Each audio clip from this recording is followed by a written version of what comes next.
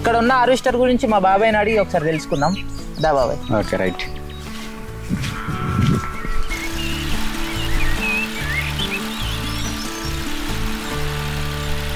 ఎన్ని సంవత్సరాల నుంచి హార్వెస్టర్ ఫీల్డ్ ఉన్నారు బాబాయ్? నేను 2011 నుంచి వెళ్ళి ఫీల్డ్లో ఉన్నా. ఇది ఏ మోడల్ బాబాయ్? ఇది ప్రస్తుతం ఇది 2020 మోడల్. ఇది 2020 పాతది. అది పాతది అమ్మేసినా ఇది తీసుకున్నా మళ్ళీ ఇది తీసుకున్నా. ఇది హార్వెస్టర్ తీసుకోవాలనే ఆలోచన ఎట్లా వచ్చింది? ఫస్ట్ నేను గల్ఫ్ పోయింటి. అదే ఇక్కడ ఇంటికి వచ్చిన వాళ్ళు అసలు ఏం ఉపాధి లేకుండే, ఉపాధి కోసం అని ఫీల్డ్ ఇది అనుకోవడం జరిగింది. అప్పుడు సీజన్కి ఎన్ని గంటలు నడుస్తుంది బాబాయ్ బండి? సీజన్కి వర్షాకాలం అయితే 300 నుంచి 400 వస్తుంది. ఇక సమ్మర్ అయితే మనకు డ్రైవర్ అవైలబుల్ బట్టి 500 కొట్టుకోవచ్చు. ఇట్లా అంటే రోజుకి ఎన్ని గంటలు నడుపుతారు? రోజుకు వర్షాకాలం అయితే 7 నుంచి 8 గంటలు లాస్ట్. ఇక సమ్మర్ అయితే 2 డ్రైవర్లు ఉంటే మన బండి దాని ఉన్న బట్టి కండిషన్ బట్టి 20 గంటలు నడుపుకోవచ్చు. 20 గంటలు నడుపుకోవచ్చు. ఇప్పుడు అది డీజిల్ ఎట్లా తాగుతుంది బాబాయ్? ఇది ఇప్పుడు డీజిల్ వర్షాకాలం అయితే కొంచెం పదనలు ఉంటాయి కాబట్టి లీటర్న్నర ఎక్కువ తాగుతుంది. 6 నుంచి 5:30 నుంచి 7 వరకు పోతుంది టూ వీల్. ఫోర్ వీల్ అయితే 10 అవుతుంది. ఇప్పుడు 4 వీల్ మనం 2 వీల్ నడుపుకోవచ్చు కానీ అది పెద్ద హార్స్ పవర్ ఎక్కువ కాబట్టి 2 వీల్ నడిపినా 4 వీల్ నడిపినా డీజిల్ కొంచెం ఎక్కువ ఖర్చు అవుతుంది. ఇప్పుడు ఈ 2 వీల్ కి 4 వీల్ కి డిఫరెన్స్ ఎట్లుంటది బాబాయ్? ఈ 2 వీల్ అనేది ఒక ఓన్లీ డ్రై ఫీల్డ్ కే వర్కౌట్ అవుతుంది. అంటే మొత్తం ఎండిన పొలం డ్రై అయితేనే పూర్తి డ్రై. ఇక 4 వీల్ అంటే మామూలుగా పదన అట్లా ఇట్లున్నా కానీ 4 వీల్ వెళ్ళదిస్తుంది. ఇక అంత మనకు వీలు కాని పరిస్థితి అంటే చైన్ మిషన్. ఇక ఆల్టర్నేట్ వేరే మార్గం లేదు. బురద అయితే మొత్తం చైన్ మిషనే. అత్యవసరంగా వర్షాలు అవి ఉన్నాయంటే ఖచ్చితంగా చైన్ మిషన్ చూసుకోవాల్సిందే తప్పదిగా. ఈ 4 వీల్ కూడా మళ్ళీ 4 వీల్ సుతం 4 వీల్ అంటే మొత్తం అసలు రైతుకు కొంచెం నష్టం అవుతుంది. ఎట్లా అంటే మొత్తం గాడాలు పడతాయి, గడ్డి పనికి రాదు, మనకు అసలు కొంచెం టైం సుతం ఎక్కువ తీసుకుంటది. అందులోకి వడ్లు తీసుకురావడానికి ట్రాక్టర్ వెళ్ళది, అంత ఇబ్బందితో కూడుకున్న పని. ఇక చైన్ మిషన్ అయితే నో ప్రాబ్లం, అటు వెళ్తుంది, మనకు ఒక గాడికి వచ్చి ఒక దరికి వచ్చి పోసేస్తుంది. అట్లా రైతు కొంచెం ఇబ్బంది ఉండదు.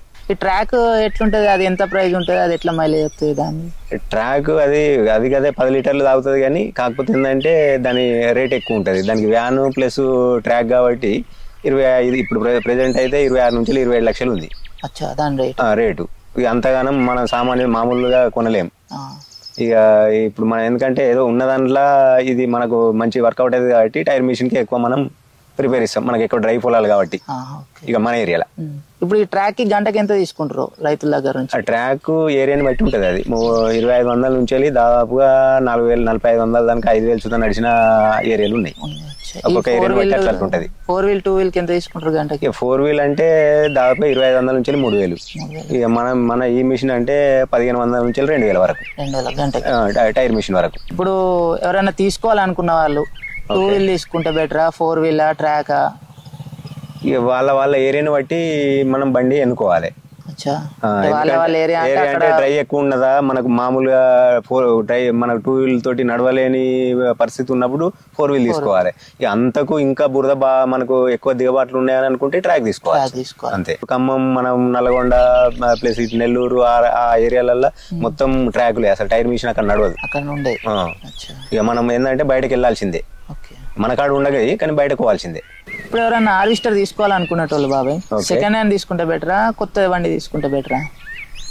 తీసుకోవాలని అనేటోళ్ళకు ఫస్ట్ బండి గురించి అవగాహన ఉండాలి. ఒకవేళ అవగాహన లేదు, నాకు వేరే నేనేం పని చేయలేను, మోటార్ ఫీల్డ్కి రావాలని అనుకుంటే కొత్తది తీసుకోవాలి. ఒకవేళ నాకు కొంచెం పర్లేదు, నేను కొంచెం టచ్ ఉంది, అనుభవం ఉంది, నేను సెకండ్ హ్యాండ్ తీసుకొని ఎలా తీసుకోగలుగుతా అని అంటేనే సెకండ్ హ్యాండ్ తీసుకోవాలి. ఇప్పుడు సెకండ్ హ్యాండ్ తీసుకునేటోళ్ళు ఏం చెక్ చేయాలి బాబా? అంటే ఏం చూసి తీసుకోవాలి బండి? మనం మిషన్ కాడికి పోయి ఫస్ట్ కటర్ బార్ నుంచి వెళ్ళి కటర్ బారు, మన ఏది పిటర్ బాక్స్, వెల్వేటర్లు ప్లస్ లోపల జాలీలు, రూటర్ కాడ డోర్ ఇప్పి మొత్తం రూటరు బాక్స్ మొత్తం చెక్ చేసుకోవాలి. ఆ తర్వాత మనం పైన ఇంజన్ సుతం చెక్ చేసుకుంటే మనకు దాని ఏందనేది ఒక అవగాహన వస్తుంది. ఇవన్నీ మెయిన్ అయితే ఇవి. అంటే మోడల్ మోడల్ చూద్దాం ఒక 5 సంవత్సరాల లోపే తీసుకోవాలి. 5 సంవత్సరాల తర్వాత అంటే 10 సీజన్లు అయిపోతుంది. దాని అరుగుదల అనేది 50% అయిపోతుంది. కాబట్టి మనం తీసుకునే ముందు 1-2 సార్లు చెక్ చేసుకొని తీసుకోవాలి. ఇప్పుడు రోజు పొద్దున ఫీల్డ్ లకు దిగే ముందు ఏం చెక్ చేసుకోవాలి బాబాయ్ హార్వెస్టర్? మనం ప్రొద్దున బండి కాడికి వచ్చిన తర్వాత ఫస్ట్ గ్రీసింగ్ చేసుకోవాలి. ఆ తర్వాత ఇంజన్ క్లీన్ చేసుకోవాలి. మన ఎయిర్ ఫిల్టరు రేడియేటర్ మొత్తం క్లీన్ చేసుకొని బండి ఒకసారి స్టార్ట్ చేసుకొని చూసుకోవాలి ఫస్ట్. ఆ తర్వాతే పొలంలోకి పోవాలి. ఇంకా బ్లేడ్లు ఏమన్నా కరెక్ట్ ఉన్నాయా లేదా సాయంత్రం దానికి వస్తాం కాబట్టి మనకు ఏర్పడవు. రాత్రి అట్లనే కంటిన్యూ నడిపిస్తాం. ప్రొద్దున మనం డైలీ ప్రొద్దున చెక్ చేసుకోవాలి. Cutter bar compulsory cutter bar check చేసుకోవాలి. అట్లయితే మనకు మధ్యాహ్నం మళ్ళీ మన ఫీల్డ్కి అయిన తర్వాత ఎటువంటి ఇబ్బంది ఉండదు. బ్రేక్ డౌన్ కాకుండా ఉండాలంటే కంపల్సరీ మెయిన్ చెక్ చేసుకోవాలి. ఇప్పుడు దీనికి సర్వీసింగ్ ఎట్లుంటది? మెయింటెనెన్స్ కానీ సర్వీసింగ్ కానీ ఎంత? మెయింటెనెన్స్ అంటే కొంచెం అనుభవం ఉండాలి. మనమే చేసుకునే అంత ఐడియా ఉండాలి. ఇంటి దగ్గరనే. ఇక మనం లేదు మనకి ఇంటికాడ సౌకర్యం లేదంటే గ్యారేజ్లకు పోతే డబ్బులతో కూడుకున్న పని. అందాదా ఒక్కసారి సర్వీస్ పోతే బండి ఎంత ఖర్చు వస్తుంది? ఇక ఒకసారి గ్యారేజ్లకి ఏంటంటే 20,000 పైనే. ఎంత చిన్నగా నువ్వు అటు పోయి ఇటు వచ్చినా గానీ 20,000 పైన తీసుకుంటారు. గ్యారేజ్ లో ఛార్జ్ చేస్తారు. ఇప్పుడు హార్వెస్టర్ కి ఏది సూటబుల్ ఇంజన్? మినిమం ఎంత హెచ్పి ఉంటే పని చేస్తుంది? అంటే మినిమం ఎంత? మినిమం 55 ఇప్పుడైతే ప్రస్తుతానికి అయితే మంచి తట్టుకోగలుగుతుంది. ఈ ఇందులో ఒక జాండీరు 100% డస్ట్ ను ఫేస్ చేయగలిగింది ఒక జాండీరే అన్ని కంపెనీలలో. ఇది అసలు 24 గంటలకు డ్రైవర్లు కరెక్ట్ ఉంటే ఇద్దరు ఉంటే 24 గంటలకు 24 గంటలు నడుపుకోవచ్చు. సూటబుల్. వేరేదైతే హీట్ అవుతాయి. ఇదైతే మన మెయింటెనెన్స్ కరెక్ట్ ఉంటే కంఫర్ట్ గా నడుపుకోవచ్చు. ఇది డ్రైవర్ కూడా ఈజీ ఉంటది. ఇప్పుడు హార్వెస్టర్ ఫీల్డ్ లకు దిగినాక బాబాయ్ కొందరు ఏమంటారు అంటే ఈ వడ్లన్నీ పోతున్నాయి అంటారు. అంటే అది హార్వెస్టర్ లా ఏదన్నా లోపమా లేకపోతే మెయింటెనెన్స్ లేకనా? అది మెయింటెనెన్స్ వల్ల అదంటే అది మట్టుకు డ్రైవర్ తప్పిదమే. ఎట్లా అంటే మనం ఆ ఫీల్డ్ రైతు పొలం కాడికి పోయి ఫీల్డ్ లకు దిగిన తర్వాత ఒక రౌండ్ మనం చెక్ చేసుకోవాలి. ఒక రౌండ్ వేసిన తర్వాత మనం చెక్ చేసుకోవాలి, రైతుకు చూపించాలి అన్న గిది పరిస్థితి గిది కదని చెప్పాలి. ఇక లేదు ఇంకా వడ్లు పోతున్నాయని రైతు వచ్చిందంటే మనం ఇందాక మాట్లాడుకున్నట్టు మనం ఫీల్డ్ దిగక ముందే జాలీలు రోజు 2 రోజులకు ఒకసారి జాలీలు మొత్తం క్లీన్ చేసుకోవాలి. అసలు వడ్లు పోవు. ఆ అడ్జస్ట్మెంట్ డ్రైవర్ కి తెలియకుండా వడ్లు పోతాయి. మెయిన్ రీజన్ ఇది వడ్లు పోవడానికి డ్రైవర్ దగ్గరనే ఉంటది. మిషన్ వల్ల ఏం ప్రాబ్లం ఉండదు. Harvester డబ్బాలల్లా standard, green gold, డెస్మిష్, bulkier అని ఉంటాయి. ఇది ఏంటి బాబా ఏది బెటర్ ఇందులో? అంటే ఫస్ట్ దస్మిస్ అని ఉండే, అది బాగానే ఉండే. కానీ మన ఏరియాలో ఏంటంటే ఈ ఒడ్లు ఎత్తున్నాయి కాబట్టి గ్రీన్ గోల్డ్ షూటబుల్ అయింది ఇక్కడ మన మటుకు. మళ్ళీ ఒకటి వడ్లు నీట్గా వస్తాయి, గడ్డి నీట్గా వస్తుంది. మనకు గడ్డి ఇంతకుముందు ఇప్పుడంటే కరువు లేదు కానీ ఇంతకుముందు గడ్డి కరువు ఉండే. మళ్ళీ వడ్లు సుతం మనం ఐకేపీలో 4 మిషన్లు కోస్తే గ్రీన్ గోల్డ్ కోసిన వడ్లు తేజగా ఉంటాయి. మనం పట్టకుండా ఇబ్బంది లేకుంటుంటాయి అనేది ఒకటి మా అనుభవం. మేము ఇక్కడ దాదాపు 5-6 ఊర్లో పెట్టి అదే ఉంది. డస్ట్ లేకుండా క్లీన్ గా వస్తాయి. అది వేరే అయితే కొంచెం దస్ మిస్ అయినా కానీ కొద్దిగా లైట్ పుల్ వస్తుంది. మన స్టాండర్డ్ అయినా కానీ లైట్ వస్తుంది. ఇక బల్కర్ అయినా కానీ బల్కర్ ఏంటంటే కొంచెం దాని బాక్స్ కొంచెం దగ్గర ఉంటది. అది లాంగ్ లెంత్ వేసుకుంటే వడ్లు పోయే అవకాశం ఉంటుంది. 0 మెయింటెనెన్సే కానీ కాకపోతే ఏంటంటే వడ్లు పోవడానికి ఎక్కువ అవకాశం.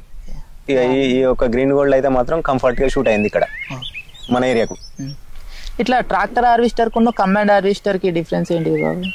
డిఫరెన్స్ అంటే ఇదేమో చైన్ తోటి, ఇది దీని పెద్ద వీల్స్ కు చైన్ అటాచ్ ఉంటుంది కాబట్టి ఇది చైన్ తోటి మూవ్ అవుతుంది. కంబైన్డ్ హార్వెస్టర్ ఏమో మొత్తం బెల్ట్ సిస్టమ్. అది దానికి దమ్ ఎక్కువ ఉంటది, దానికి గేర్లు ఉండయి. ఓన్లీ ఎక్సలేటరే. ఎక్సలేటరే ముంగటికి వెనకకు రివర్స్, ముంగటికి మూవ్ అవుతుంది, వెనకకు అంటే రివర్స్ అవుతుంది. ఇక అది స్పీడ్ ఎక్కువ ఉంటుంది, దానికి మోషన్ ఎక్కువ ఉంటుంది బెల్ట్ సిస్టమ్ కాబట్టి. కాకపోతే అంటే అది కొంచెం దీనికన్నా వెయిట్ అయింది, బరువు ఉంటుంది దీనికన్నా. అంటే అది బెటరా ఇప్పుడు కోయడంలో? ఇది బెటరా మనకి సూటబుల్ గా మనకి?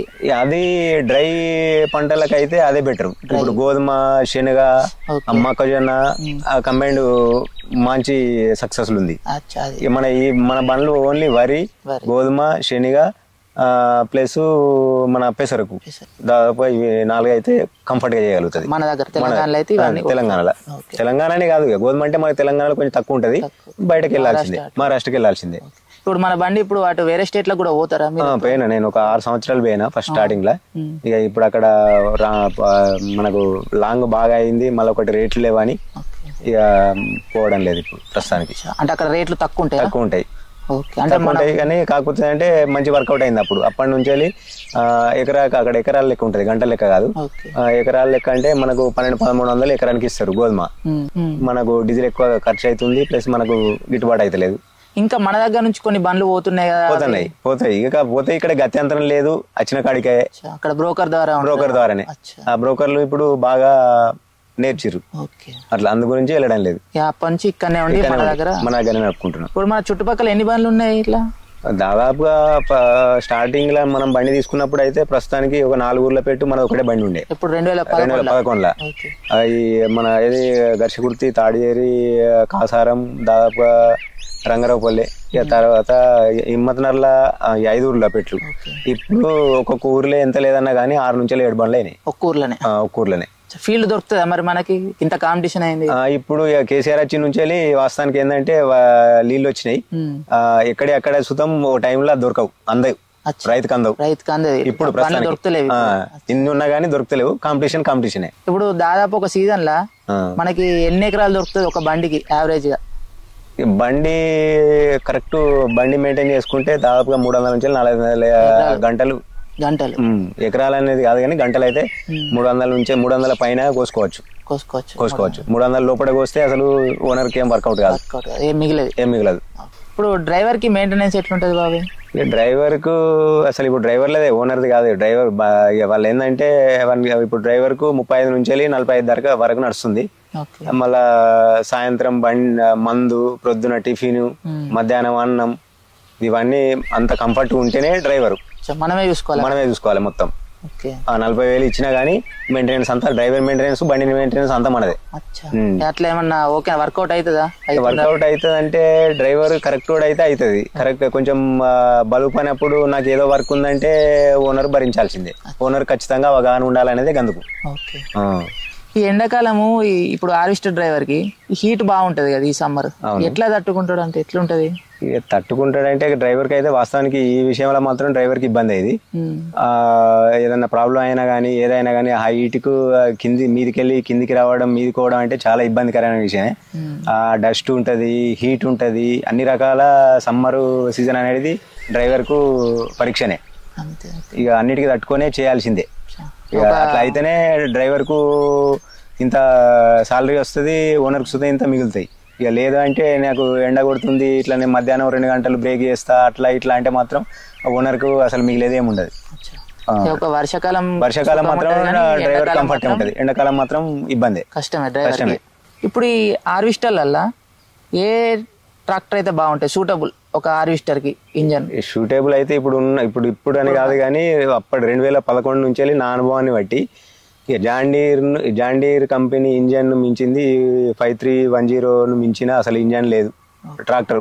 ఓన్లీ మనకి డస్ట్ని ఎదుర్కొని, హీట్ని ఎదుర్కొని, ఈ రైతుకు వర్క్ విషయంలో కానీ ఓనర్కు కంఫర్ట్, ఓనర్కు కొంచెం లాసే అనుకో జాండీర్ అనేది. కాకపోతే ఏంటంటే వర్క్ మాత్రం పర్ఫెక్ట్ ఉంటుంది.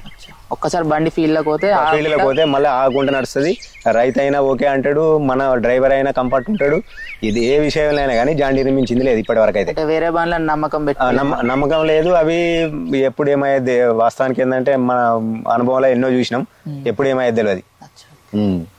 మనకైతే హార్వెస్టర్లో జాండీర్ లేదు, బెటర్ ఆప్షన్.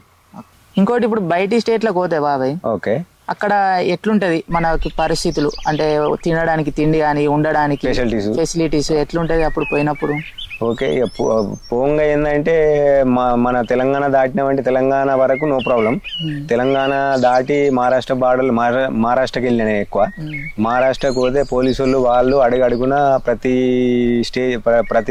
చెక్ పోస్ట్ కాడ మనం డబ్బులు కట్టాల్సిందే. తర్వాత పోయిన తర్వాత చూద్దాం. మనం రూమ్ ఫెసిలిటీస్ అంటే, తిండి ఫెసిలిటీస్ అంటే ఏంటంటే అక్కడ మనకి ఎవరు తెలిసిన వాళ్ళు ఉన్నారు ఫస్ట్. అక్కడికి అయిన తర్వాత రైతు మంచోడు అయితే మనం ఓపెన్ గా మనం అడిగితే తెస్తారు. ఇక ఒకవేళ ఆది సుతం కొందరు దేవచ్చు, కొందరు దేవకపోవచ్చు. అక్కడ పడుకోవడానికి ఫస్ట్ ఒక 2 సంవత్సరాలు అయితే నేను బండి ఎక్కడ పెడితే అక్కడనే పడుకున్నా. ఆ తర్వాత ఇక మనం మంచిగా ఉంటే అక్కడ సుతం బాగానే ఉంటారు రైతులు. ఇక మనకు ఇక పరిచయం అయ్యారు. ఇక ఆయన దగ్గరనే వాళ్ళ ఇంట్లోనే మనం ఆల్టింగ్ చేసినాం. అప్పుడు మనకు కొంచెం సౌకర్యంగా ఉన్నది. ఇక తిండి విషయానికి అక్కడ రెస్టారెంట్కి పోవాల్సిందే కంపల్సరీ. బయట ఎక్కడ హోటల్ ఉండే అక్కడ ఓన్లీ రెస్టారెంట్.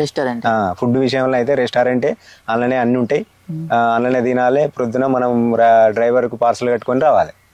మనం టిఫిన్ చేసినా ఏది చేసినా మీల్స్ అయినా కానీ చేసుకొని వస్తేనే అక్కడ లెక్క. డ్రైవర్ అయితే మంచిగా చూసుకోవాలి అక్కడ. అక్కడైనా ఇక్కడైనా డ్రైవర్ బాగా చూసుకుంటేనే మనకి ఇంత గంట చేయగలుగుతాడు. ఇప్పుడు మన దగ్గర రైతులు ఎట్లుంటారు బాబాయ్? ఇప్పుడు కోసినాకనే డబ్బులు ఇస్తారా, లేకపోతే కొంచెం డబ్బులు వడ్ల పైసలు పడ్డాక ఇస్తారా? మనకు ప్రెసెంట్ అయితే మన లోకల్ మట్టుకు మాత్రం వడ్ల పైసలు పడ్డా తర్వాతనే. ఎందుకంటే అందరూ కొందరు ఉంటాయి, కొందరు ఉండయి, అంతా మన టచ్లోనే ఉంటారు కాబట్టి ఇక డబ్బులు ఎటు పోవని మనం అప్పుడు ఆ బిజీలా వర్క్ చేసుకుంటే వెళ్ళిపోతాం. మళ్ళీ రిటర్న్ అయిన వాళ్ళే డబ్బులు పడ్డ వాళ్ళే రైతులే కాల్ చేస్తారు. మన రైతులు మాత్రం మన కాడ కంఫర్టే, ఓ రోజు వెనక ముందు అయినా కానీ డబ్బులు మాత్రం ఎటు పోవు.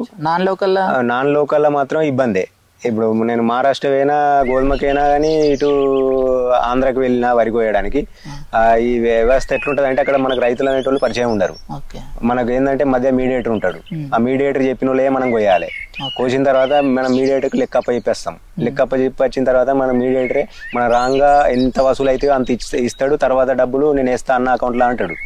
మనం వచ్చిన తర్వాత ఏమంటాడంటే కొందరు ఉంటారు, కొందరు ఏజెంట్లు, అందరూ మంచోళ్ళని కాదు, అందరూ లంగాలని కాదు, కానీ కాకపోతే ఏంటంటే వచ్చిన తర్వాత నువ్వు రైతుకు ఏమో చేసినవాట ఇట్లా అట్లా అని ఏదో అది ఇది చెప్పి కొన్ని డబ్బులు మనకు ఎగ్గొడతారు. అట్లా ఇబ్బంది అవుతుంది. మోసపోయినా ఈ వరకు ఆంధ్రాలో మోసపోయినా, మన మహారాష్ట్రలో మోసపోయినా. ఇప్పుడు 2011 నుంచి ఇప్పటిదాకా బాబాయ్ 15 సంవత్సరాలు మీ ఎక్స్పీరియన్స్ ఎట్లుంది? అంటే మంచి చెడు అనేది ఒకసారి చెప్తే. ఓకే, అప్పుడు 2011లో మనం బండి తీసుకున్నాం. అప్పుడు పెద్దగా అవగాహన లేదు మనకు. ఇల్లు గడిచిన కొద్దీ మనకు అనుభవం పెరిగింది. అప్పటి నుండి ఒడిదుడుకులు ఎన్నో ఎదుర్కొన్నాం. వాస్తవానికి ఏంటంటే అసలు అప్పటి నుంచి ఇప్పటి వరకు గ్యారేజ్కి అయితే నేను పోలేదు, ఒక్కసారి పోలేదు. మొత్తం ఇక్కడనే చేసుకున్నాం, మన ఆలోచనతోటి మనమే చేసుకున్నాం.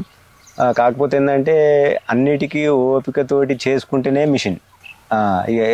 సమాజం 4 రకాలు అంటూనే ఉంటారు. అవన్నీ అది ఫేస్ చేయాలి. ఆర్థికంగా ఇన్స్టాల్మెంట్స్ ఉంటాయి, ఆర్థికంగా ఇంటి ప్రాబ్లాలు ఉంటాయి. ఈ ప్రాబ్లాలు అన్నింటినీ ఫేస్ చేసుకుంటూ ముందటికి పోతేనే మనం నిలదొక్కోగలుగుతాం. ఏ ఒక్క కాడ మనం బ్రేక్ అయినా కానీ సీజన్ జాగల పోతుంది, మనం మన జాగల పోతాం. అది కాకుండా మనం ధైర్యంగా ఉండే ముందటికి వెళ్ళాలంటే మనం పక్క దృఢంగా ఉండాలి. ఇక ఆర్థికంగా అంటే ఇన్స్టాల్మెంట్ ఉంటే ఇన్స్టాల్మెంట్ క్లియర్గా ఉంటేనే లెక్క. ఇన్స్టాల్మెంట్ క్లియర్గా లేకపోతే ఎన్ఓసియర్ పెద్ద అన్ని అందులో ఆ లెక్కలకు పోతే ఎన్నో ఉంటాయి లొసుగులు. ఇక అది కాకుండా మనకు లాభమా నష్టమా అంటే లాభం అనేది కాదు, కానీ మనం ఖాళీగా ఉన్నాం కాబట్టి లాభం లేదు, నష్టం లేదు. మనం ఒక పైస సంపాదించాలంటే ఇది ఒక దారి. మనకు కొంచెం అనుభవం పెరుగుతుంది. నలుగుట్ల తెల్లారు లేచి నలుగుట్ల పోగలుగుతాం. సమాజం వల్ల మనం ఒకలమనే గుర్తింపు ఉంటుంది. అంతేగాని ఏదో 4 ఎకరాల భూమి కొనం, లేకపోతే ఇంకో 4 బండ్లు మెయింటైన్ చేయం. మనం ఉన్నంతలా సమాజంలో మనం ఒకరుగా ఉండాలంటే ఇది ఒక రూటు. ఇప్పటి వరకు అయితే మన అనుభవంలో మనది, పిల్లల్ని చదువుకున్నాం, మనం చదివినాం, మనం వెళ్ళినాం. ఏదో ఉన్నంతలా ఇప్పుడు పిల్లలు ప్రయోజకులు అయ్యారు, మనం సుతం సమాజంలో ఒక లెక్కలు ఉన్నాం. మనం సంపాదించిన ఆస్తి ఏంటంటే మన పిల్లలను ఉపయోగం ఒక రకంగా స్థాయిలోకి తెచ్చినాం. అదే మనకు సంపాదన.